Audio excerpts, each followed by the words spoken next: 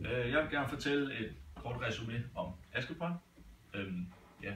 Askepot bor sammen med sin far, som har fået en ny kone, fordi Askepots mor døde.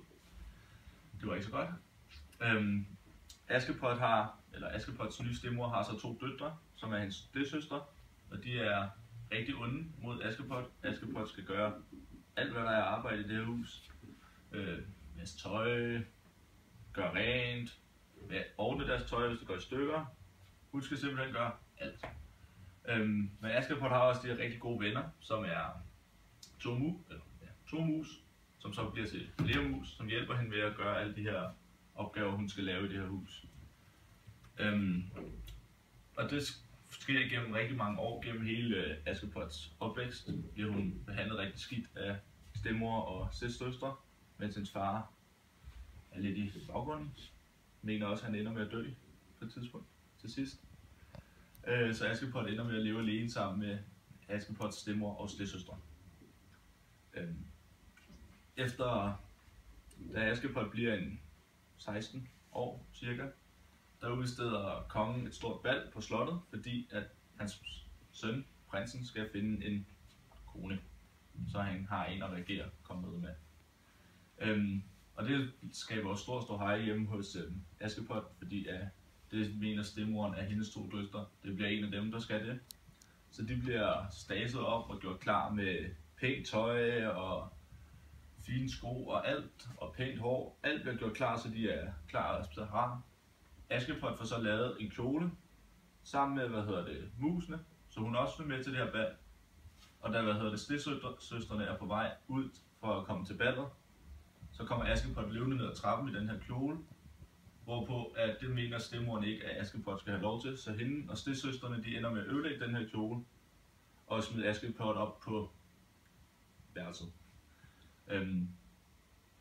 Det bliver Askepot jo selvfølgelig rigtig ked af det, og så sidder hun der, og det hele kan også være lige meget. Men så kommer musene og hjælper hende, og fuglene de kommer og hjælper hende med at lave den her kjole igen, så den bliver rigtig pæn.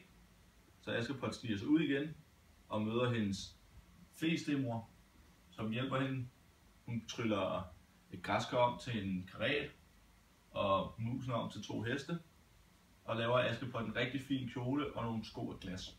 Så Askepot bliver kørt op på det her slot med den ene hage, at hun skal være hjemme inden kl. 12, for ellers så bliver alle stedfemoren fortryllelser ophævet.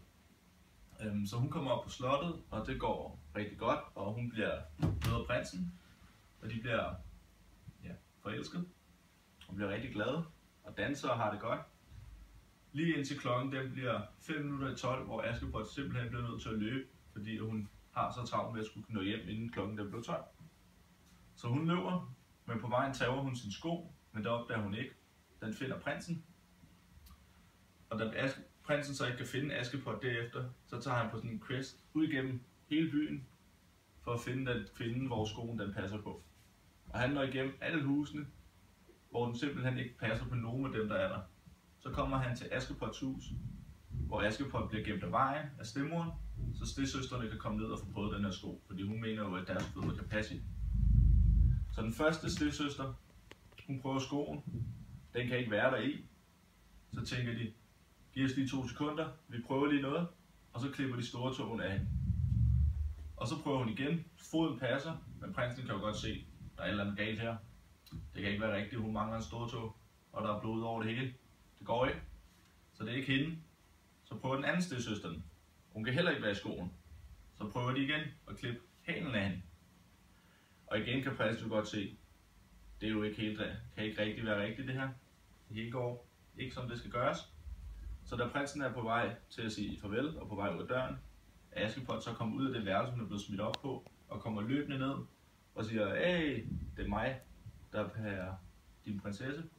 Og hun prøver skoen, og den passer perfekt, og det gør så, at de bliver gift, og de lever lykkeligt til deres dages ende.